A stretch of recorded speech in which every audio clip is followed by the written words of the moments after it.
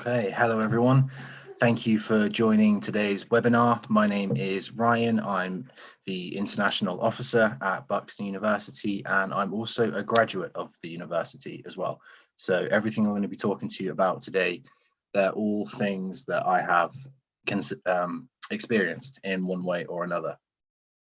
So just a quick line about the university itself. Although the name is Buckinghamshire New University, we very much aren't a new university. We've actually been around since 1891, and the new in our name stands for all of our course content. So we are always focused on what is happening in the industry today and making sure our courses reflect that. So we are a small university. We have excess of 5,000 students only.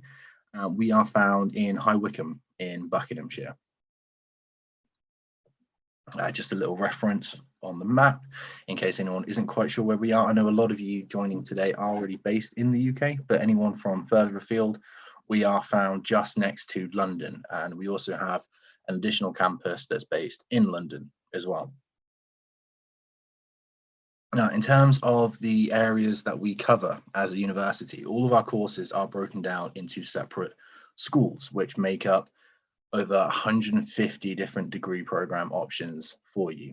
So our subject areas are art, design, and performance. This includes things like graphic design, illustration, performing arts, dance. We have aviation and security. So one of our courses is actually piloting. So with us, you would not only graduate with a piloting degree, but also with a piloting license as well. We have business, law, and computing. Within that, we have courses like artificial intelligence, computing and web development.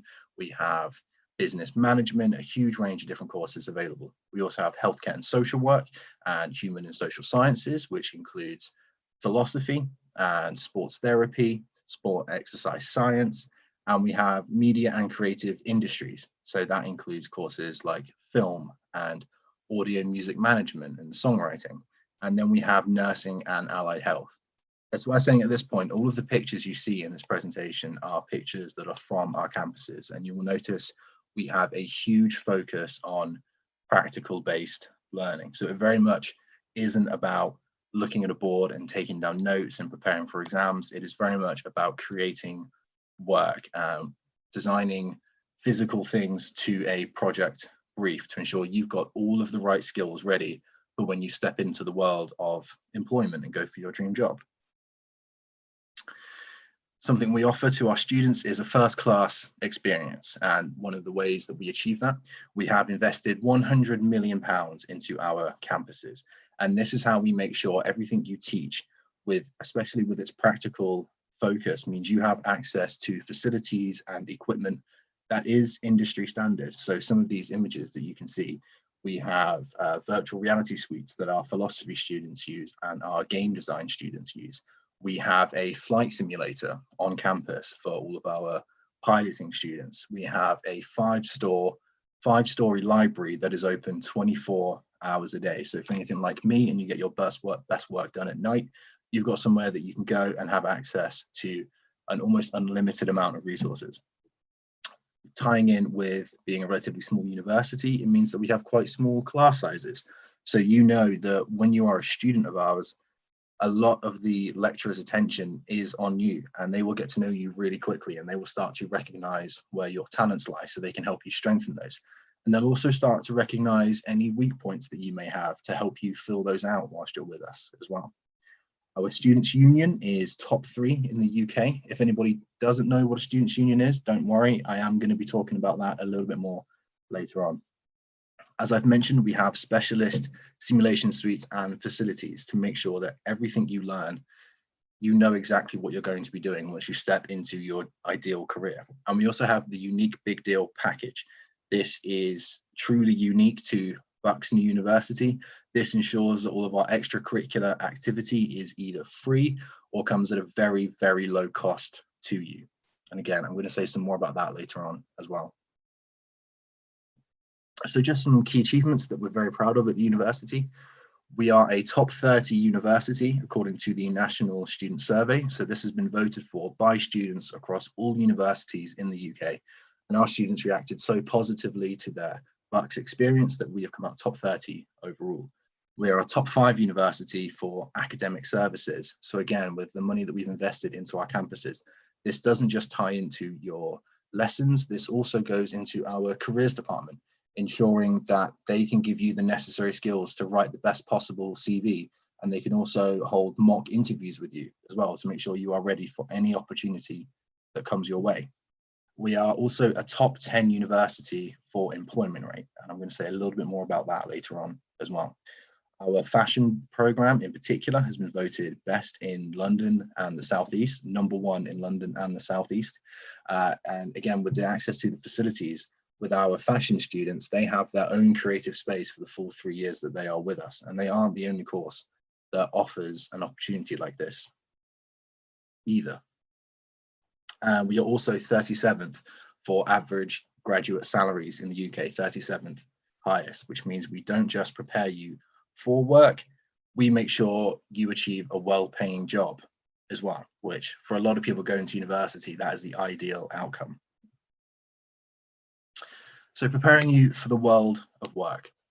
At Bucks, with the practicality of our courses, with all the facilities we have available, it is all designed to make sure that you are ready for full-time employment in whatever career that might be in. Our whole focus is making sure you are employable when you graduate with us. And one of the ways you do that is by having career-focused courses with, as it says here, a blend of professional, practical, and academic teaching. So all of our lecturers, 99% of them have come from the field that they now teach in, so they bring in their real world experience into all of their teaching. And a lot of the lecturers also still work in the industry as well to ensure that everything they're passing on to you is relevant to what's happening today. They also make sure you have all of the practical skills. I know I'm saying that a lot, but it is a big part of the university and it is amazing how they achieve this. And then we also have academic teaching as well. So we're making sure you don't just know how to use the equipment that we're presenting to you, but also why it's being used, what uses it has, how it's developed over time. We make sure that your range of knowledge is so vast in whatever industry it is you're choosing to study. So 98% of our graduates are in work or further study within 6 months. That is 98% of all students that come to Bucks then find full-time work or go on to a master's or a PhD. Whatever it might be, we very much prepare them for that. Like I said, as being a student of the university, some of my friends, they have graduated from their course, found some work, and actually been promoted through the ranks very quickly because they are so well prepared. In some instances, they actually know more than their colleagues that they are going on to work with. And it is all down to their degree and our commitment to making sure everything we teach you is relevant to what's happening in the world today.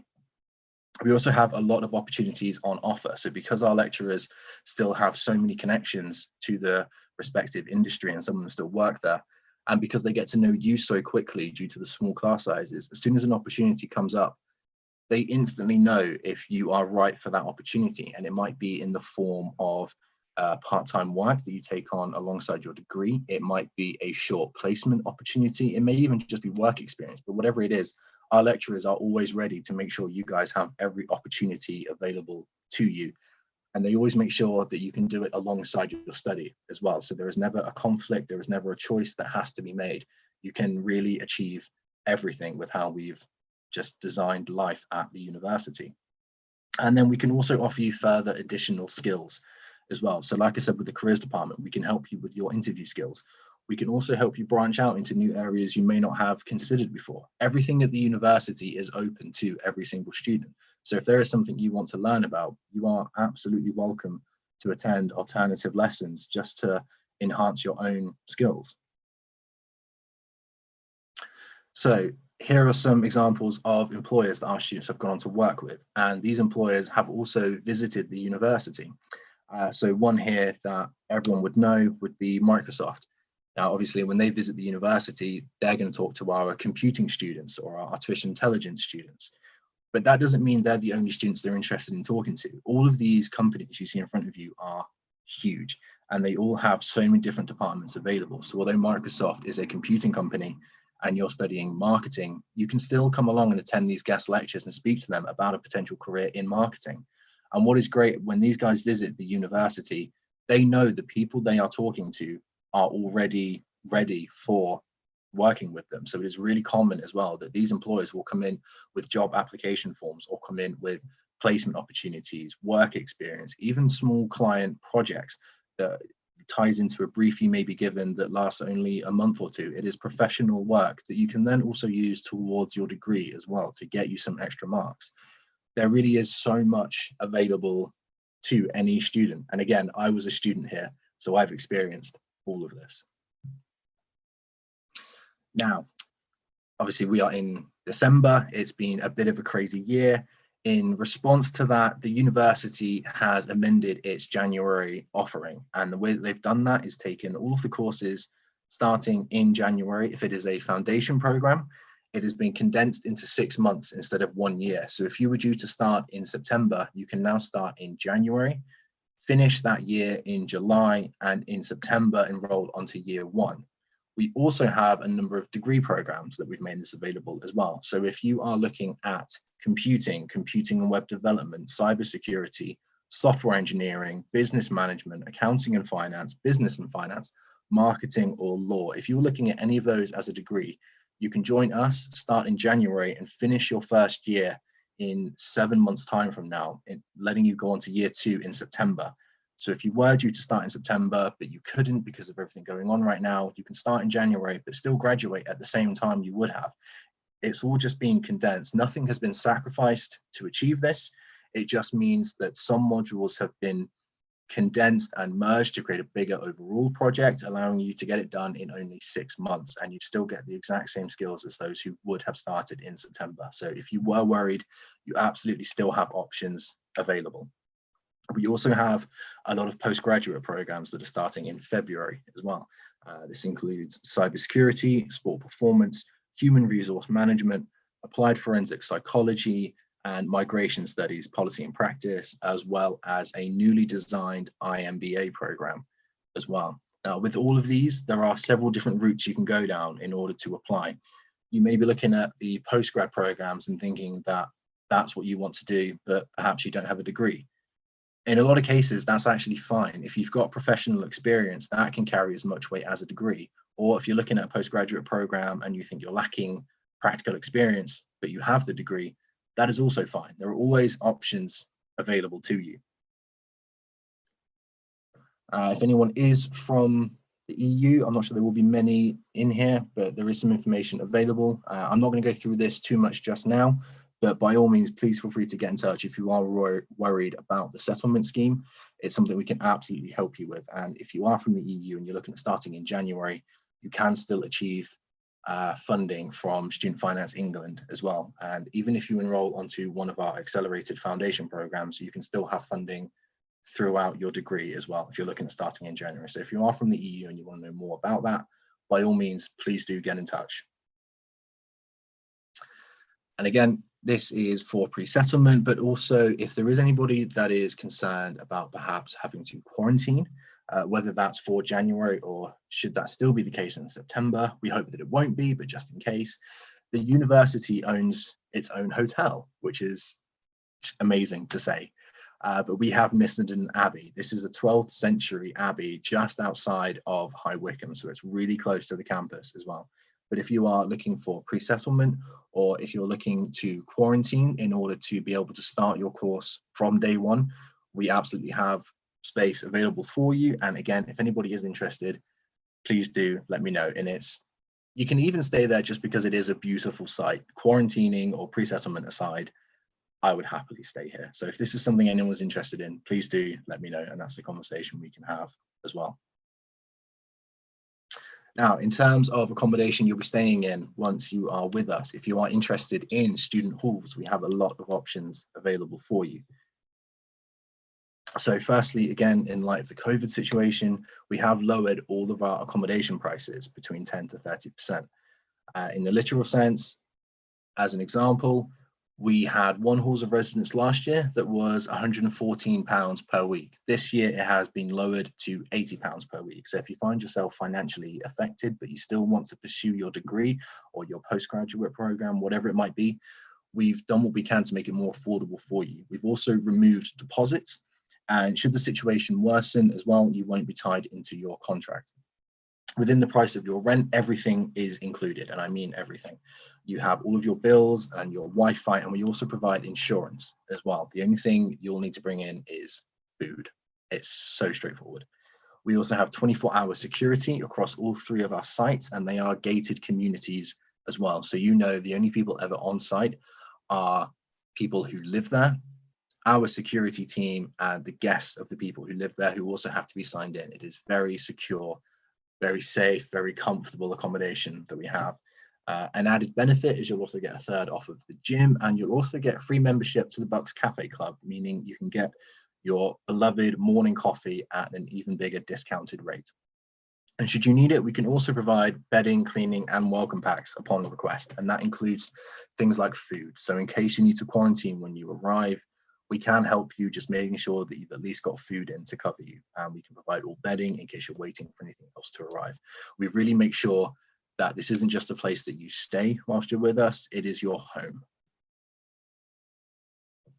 Now, another way we make sure that this isn't just a place where you come and you study and then you leave, and we try to make it your home. The other way that we do that is through all of our extracurricular activity, and that is where our students' union comes in. So if anybody doesn't know what a students' union is, it is a separate organization within the university that handles everything outside of your living and studying.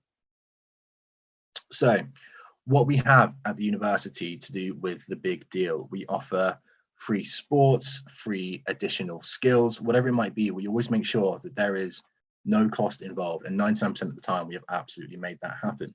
We also have societies as well. So a society is just a university club where you can get together with like-minded people and enjoy whatever your extracurricular passion might be. One of the examples at the university is we have a pizza society, which I think is just the most incredible thing in the world. People will just get together on a weekly basis, eat and enjoy pizza, and just talk about their love of pizza. The great thing about societies as well is they host a lot of events at the university. So you can come along, perhaps there, recently there's been a Mexican society, so you can come along to Mexican night where they ensure all food is Mexican, the entertainment's Mexican, drinks are Mexican themed, and if you're part of a society, you can be part of that as well. It's especially great if you're on one of our event and festival courses. This is all good experience to help with your degree. Or if you're on a business course, you can join a society and become treasurer of the society, handling all of the finances and budgeting. And again, it's another skill for you. And what's great is any society also looks great on your CV as well. It shows that your time management is particularly strong, because not only can you study and achieve your degree, but you can also take on additional points as well. It's really strong, and it's a really good point to include for employers to notice about you as well. We also offer free sports. That might be football, rugby, tennis, hockey, Quidditch, whatever it might be. There is so many options available to you, and all of the gear is provided to you as well. And you can either join the sports competitively, or you can just do it for fun. The choice is entirely up to you. And we also employ a lot of our students as well to represent us. It might be at events like this. So instead of myself talking, it could be a current student, and we pay them really well for that as well. Outside of the fun activities of the Students' Union, they also make sure that they give back to the community as well, which arguably could be just as much fun. They do that through volunteering events, a lot of charity events. They also host an advice center. So if there's ever anything you want to talk about, perhaps confidentially, or anything you're not sure on, you want to just talk to somebody impartial, they are available for you. We also have our own newspaper and radio station, as well as a student job shop. So again, this can help you pick up additional skills for employment. And we have freshers, helpers, and buddies. And it's these guys' jobs to make sure all of our new students are comfortable, they know where they're going, they know the options that are available to them, whether that's throughout the societies or good places just to go and eat. We also have the council as well, and the council makes sure any changes that students want are implemented at the university. So if there's something that isn't quite working or could be done in a better way, you can feed that back to the council and they will implement that change. That is something that we do on a yearly basis. There are always improvements being made. Okay, so I think I might have actually got through that a little bit quicker than I normally would. So what I'm going to do now is just open the floor. If anybody has any questions, I'd really love to hear from you. So I'm just going to see. We have a question about media studies and journalism. Yes, so we do have media courses available, as I said before, and there is some journalism courses available as well. All you need to do, you can search those on the website. Something I'm going to do, I'm going to share in the chat box our website. Again, with our media studies and journalism courses, they are very practically based. So within media, we have even further breakdowns available. So whether you're interested in film or audio, technology, whatever it might be, there's a lot of options available. And there is so much crossover as well within all of this. So although you might be studying, let's say you are studying film, that means you will also work with our audio students who will provide just incredible sound for your films. You'll also be working with the acting students. You would also work with the marketing students who would market and perhaps publicize your film ready for its premiere as well. There is so much crossover at the university. They make sure that you don't just know how to do your job, but you know how to work with other people as well. It's a really big focus at the university. And the great thing about all of this crossover as well is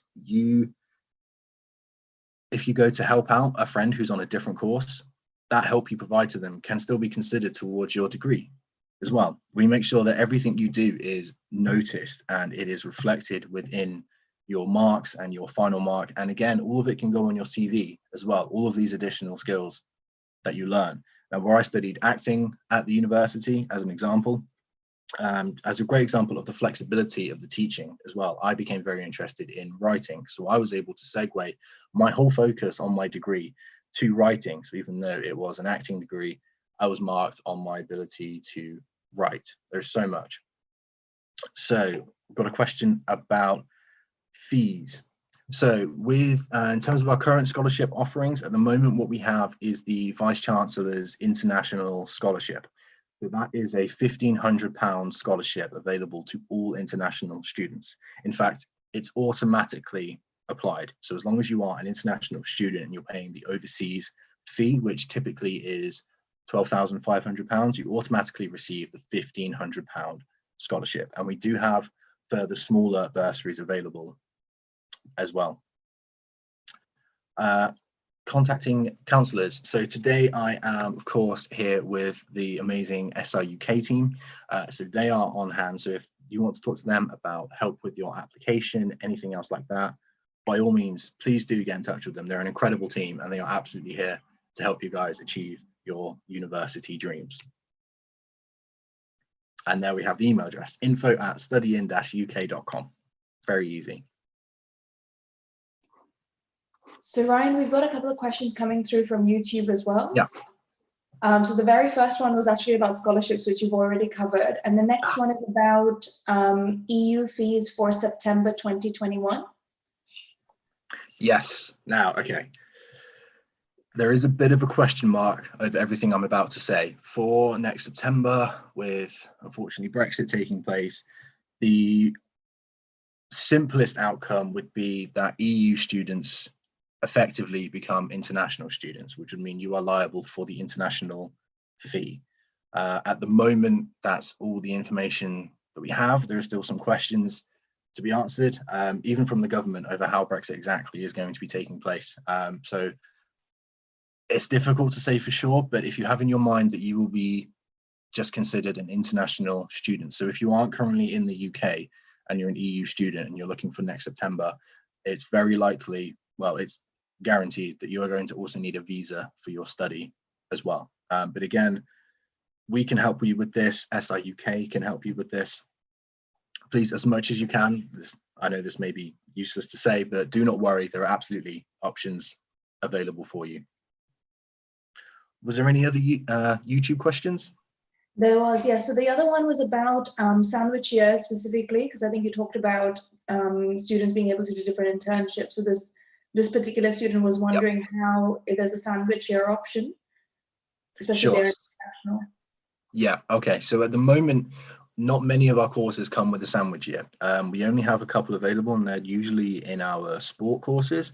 But having said that, because we are a placement plus university, so when it comes to these internships, these placements, part-time opportunities, whatever there might be, the university's approach is these are adapted into your course. Now, typically, you may be in lectures, maybe even only 3 days a week. That gives you 2 more weekdays in which you can find part-time work, or you can take on a placement.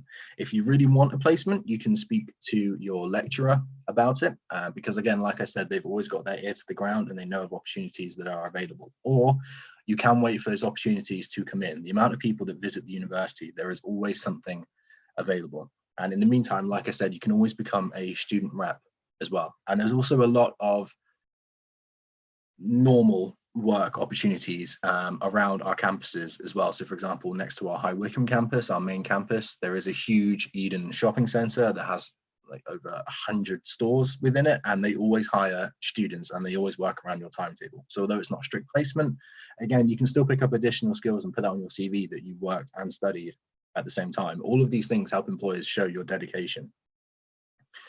Got a question here. Interview with universities will be virtual or in person?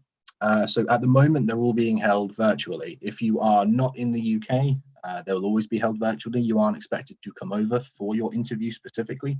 If you're in the UK, you might be invited to attend an in-person interview, but usually they are done virtually.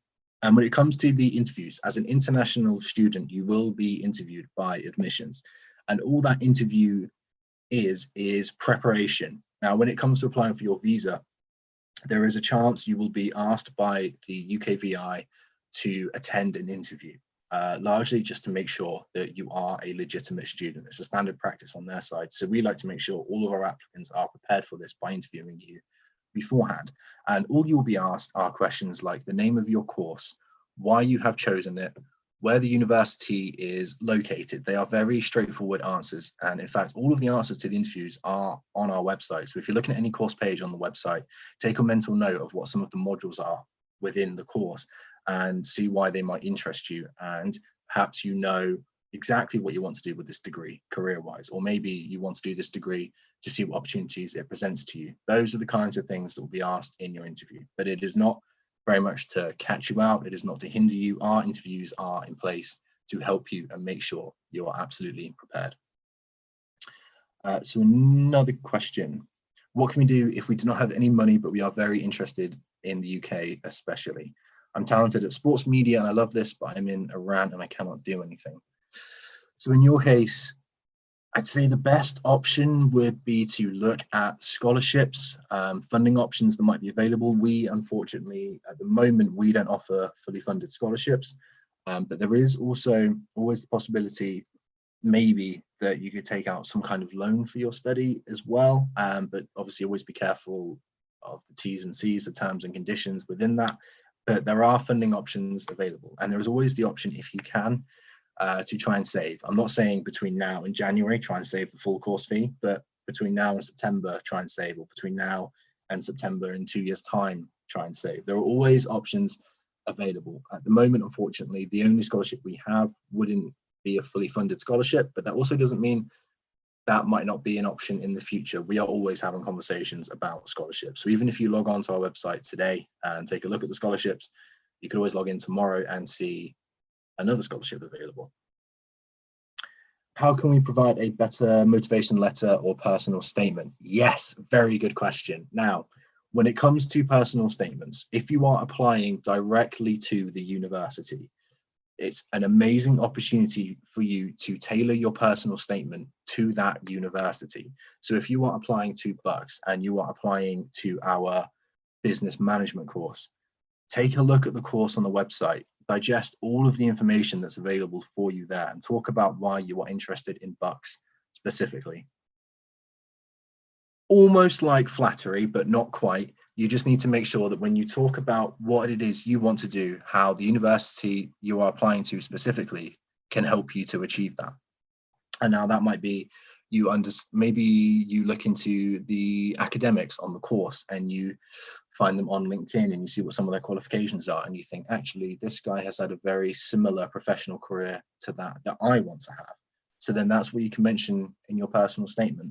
Make sure that your aspirations tie in to what the university is offering. And then also talk about the additional things that you'd like to get as well. Include personal points about yourself. Obviously, you are interested in business management because that's what you've applied for, but maybe you have a really interesting hobby as well. And maybe it's archery. I don't know why that popped into my head, but maybe archery is another passion of yours and you want to look at how you can start a business around archery, and you're going to somehow tie these two things together. Universities want to know who you are and why you are applying. That's what they are most interested in, sometimes even more so than your qualifications up to date. They just want to know you have the drive, the commitment, the determination, and that you like the idea of applying to that university. So a question from YouTube: what is the latest start date for January 2021? So our January courses start on the 11th of January. It's very early in January. So if you want to apply for January to one of our undergraduate or foundation programs, you want to make sure really that you're putting together your application at the moment. So what we need to see within your application is your academic qualifications, copies of English if it isn't your first language. We also want to see your ID, financial checks. Make sure all of your documents are ready. If there's anything you're not sure about, don't worry. You can always submit what you have so far in your application, and then our admissions team will come back to you with an offer letter that confirms what else you need to provide.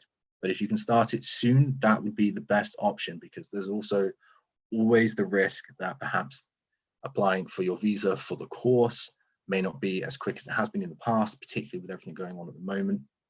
So really, you want to make sure that you are applying within the next 2 weeks if you want to start in January. But as of today, there is absolutely still time. Otherwise, I wouldn't be talking about January. And if you can make sure you've got all of your documents together, like some of the ones I just explained, and as well a really nice personal statement where you talk about why this university in particular is the right one for you and what you're going to do with your degree.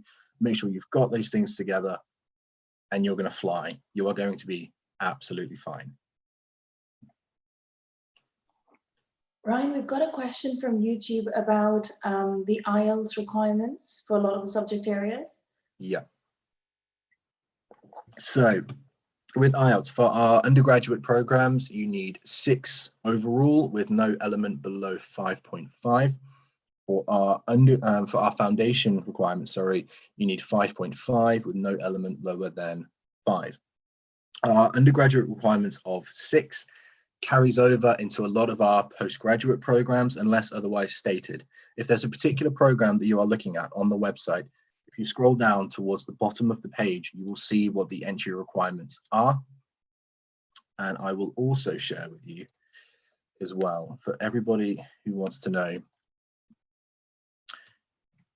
I can't type. If you search general entry requirements on our website, that will take you to a whole list of English qualifications that we accept and the level that they're required to be at.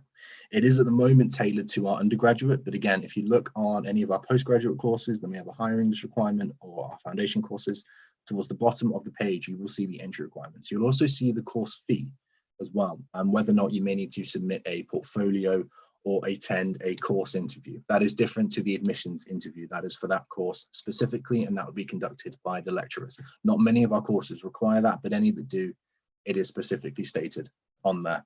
And remember, if you're looking at any of our courses from a professional standpoint, so you're looking at a postgraduate course, but you aren't coming from a degree, you're coming from professional history, make sure you include in your application as much as you can about your professional experience, because it will carry just as much weight as a degree if you can lay it out correctly.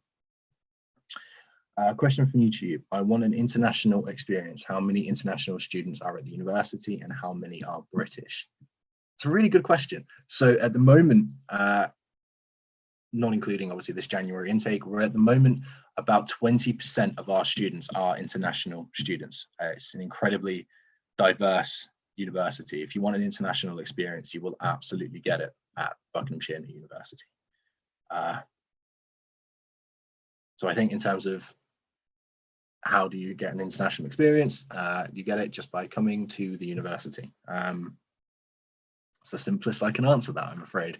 But there really is. There are so many different people at the university. Remember, if you live in our accommodation, you will be living with other students. If you're coming in your first year, you will be living with first year students. You'll all be experiencing this together. If you're coming into a postgraduate program, you'll be living with postgraduate students. And again, you'll be experiencing it together. So whether it's your first time from home or you've experienced it before, you are going to be exposed to such a wide range of people. And the people that you live with also will not necessarily be on your course. In fact, it's more likely that they aren't on your course. So you will not only get to meet all of your course mates, but you'll also get to meet your housemates. And they can be two very different worlds, and it can expose you to whole new avenues of social life. But in terms of the student experience, it is an incredible one. I was a student at Bucks and now I work at Bucks. So hopefully that carries some weight when I say these things.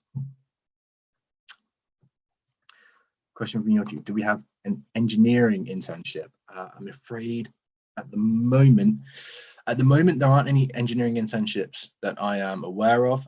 We don't have an engineering school per se, but there is something that we are looking at. But if you're looking at software engineering, then yes, but I'm assuming you aren't looking at engineering, software engineering. Is there Rwandan students studying at the university? There's a question. Okay, I've paused because as an international officer, I have areas that I'm typically designated to, and it's not my area. I believe that there is. I believe there is, but I can't say for certain, and I can't say for certain how many there might be. But we really are open worldwide, so most likely there are is the safest answer that I can give with any confidence, I'm afraid.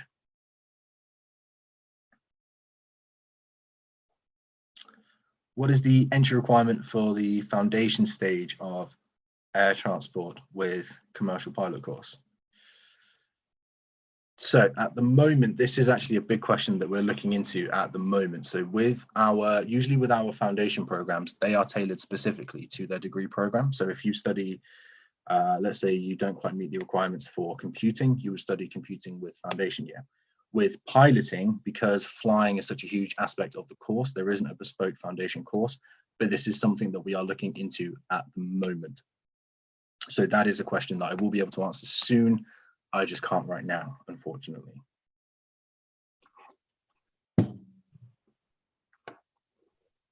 Thank you so much for your responding. You're welcome. No problem at all. Is there any more YouTube questions? We don't have any more YouTube questions, Ryan, but I think there's one from Mohammed here. Actually, it's about law studies. It says, does your score in TOEFL, I'm not sure if you meant TOEFL exam is important. Okay. Oh, sorry. Yeah, you thanked me for something I didn't answer. I'm so sorry I missed that. So your score, yeah, if that is TOEFL, again, there is information about TOEFL on our website. If it is TOLS, TOLES specifically, that's not one that I know about, I am afraid. But again, by all means, these are all questions. I'm also going to share my email address with everyone. So for specific questions like this, by all means, send it to me. And if I don't have the answer now, I will go away and I will find the answer for you. Can you access courses online in case you are to get admission but cannot fly into the country? Yes, there is a window in case there are any delays. At the moment, the whole university is taking a blended approach to its learning because of what's going on. So any courses, it's difficult because we are so practical with our teaching, as I've said.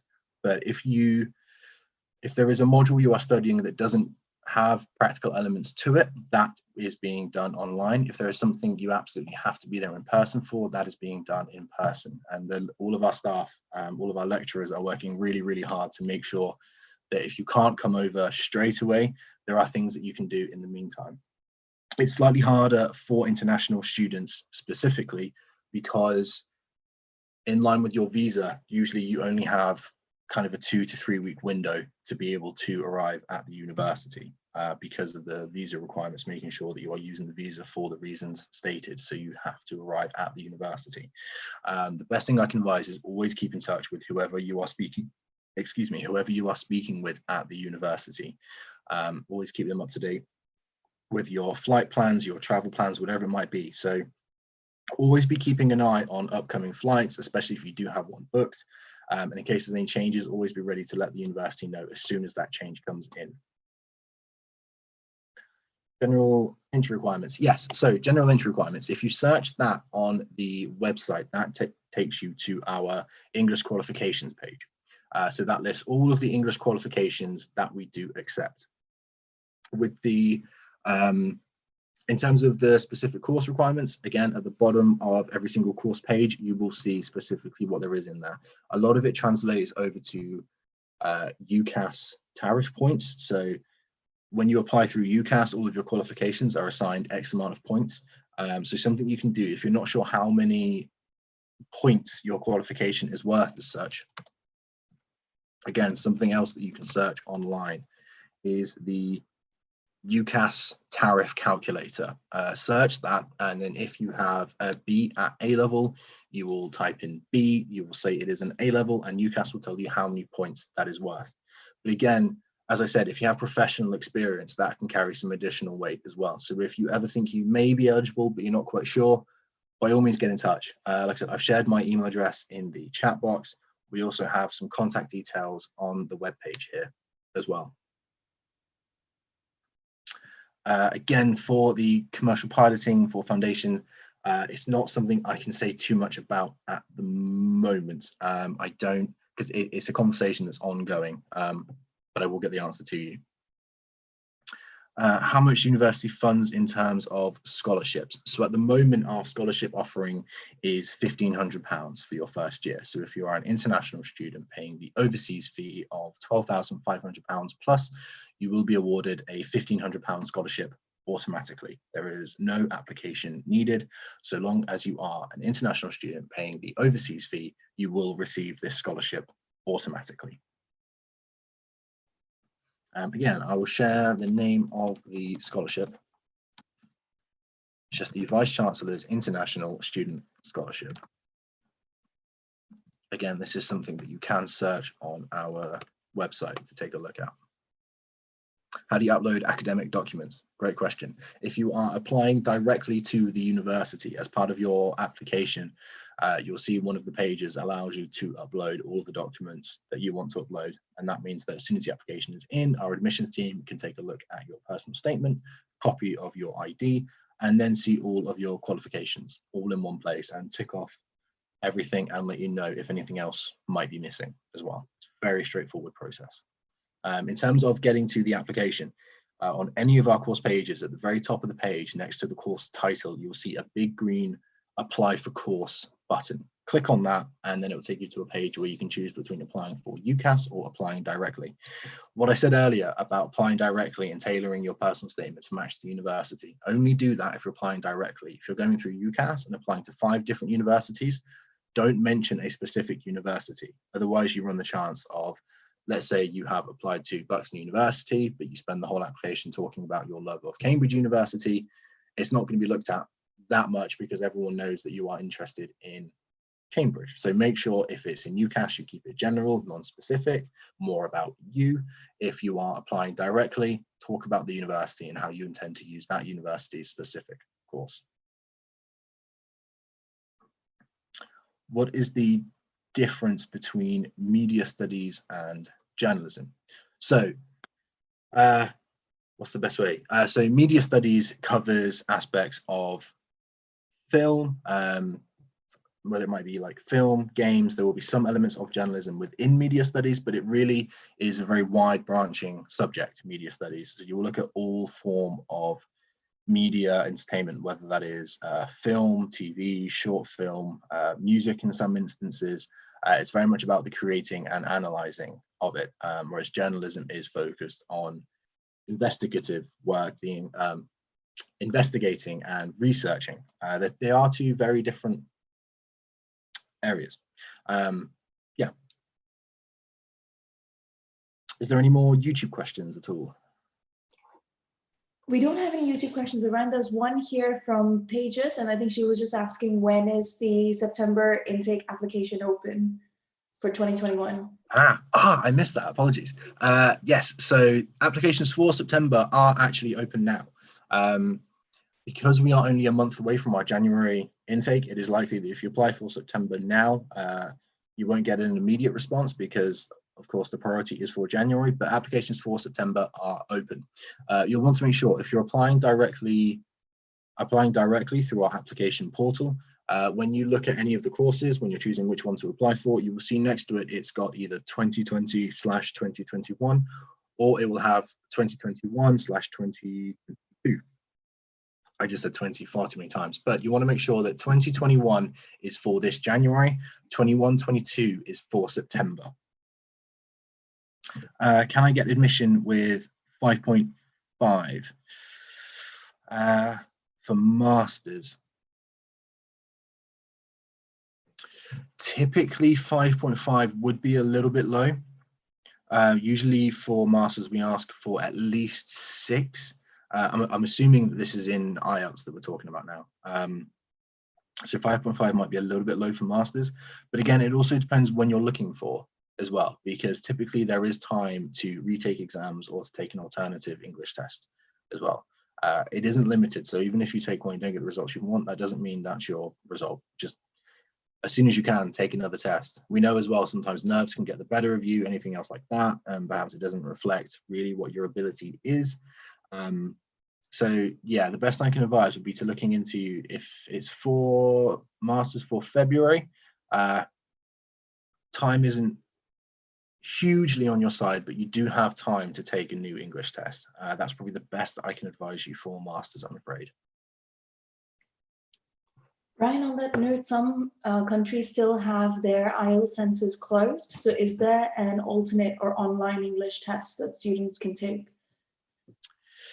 Yeah, there are some new ones that are becoming available. I know that in a lot of cases, IELTS centers are reopening, which means it's in a strange place at the moment where IELTS closing meant that alternative English exams could be accepted in their place that aren't typically accepted. But as they are starting to open, some of those alternative English ones are no longer available. The best I can advise, again, is if you look at our general entry requirements page on the website, see the full list of English qualifications that we do accept and the level that we need, and look into all of those and see which one gives you the best chance. If an IELTS center is closed, you can also look into IELTS Indicator, which is basically an IELTS test, but it's more of a perhaps more of a mock exam than a real exam.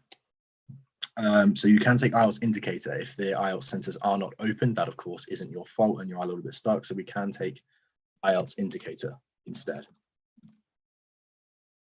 How do you know that you have got admission in case you're not online? So I assume this means if you don't have an internet connection, perhaps. In that case, the best thing I could advise, take a note of your application ID number. Obviously, they'll have the application under your name, but if you've got your application ID, it just makes that a little bit quicker to bring up. But you can always contact the university. I will share the university's contact number. It's on the screen anyway, but I'll give you an alternative number as well. So that's designed for the, I'm not applying to everyone. Obviously from wherever you are. Do you pay for admission forms? No, applications are free. With UCAS, there is a charge. If you're applying directly, there is no fee associated whatsoever. The first thing you would have to pay would be your deposit once it's confirmed that you can attend the university. But other than that, there is absolutely no charge whatsoever.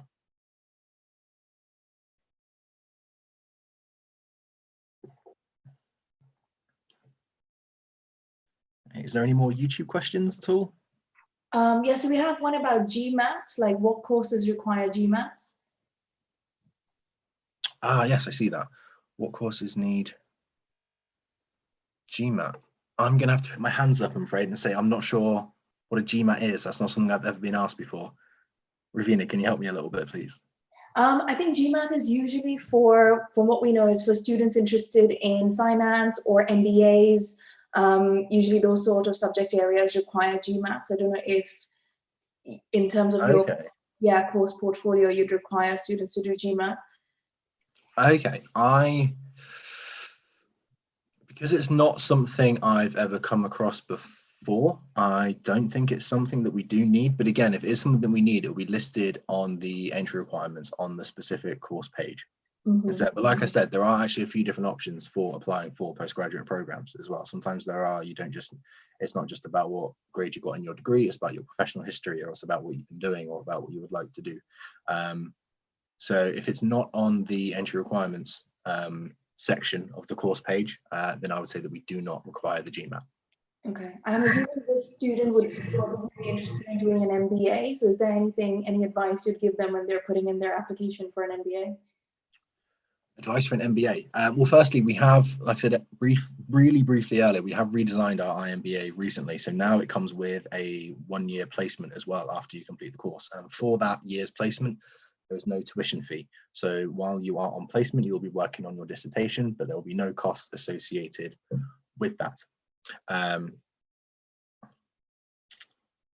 A link for GMATs. Thank you so much. Yes, everyone please see the link for GMATs if that is relevant to you. Oh, thank you so much.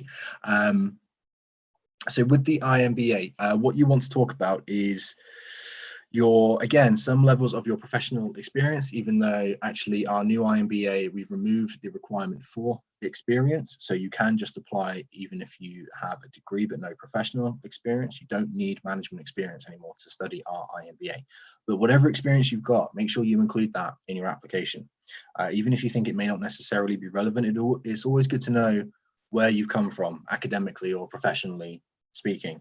Really make sure that the university get a sense of who you are and what it is you want to do with this degree. And also if you have any idea about what kind of placement you'd be most interested in doing for the IMBA, it's the little things like that that show you've got the invested interest within it. That's probably the best advice that I can give you. Amazing, thank you, Ryan. There's a question from Ali Reza about, he's saying that I see reporters, for example, sometimes outside football clubs like Manchester United, Chelsea, and others. I want to know what was their studies at university. Oh, what a question.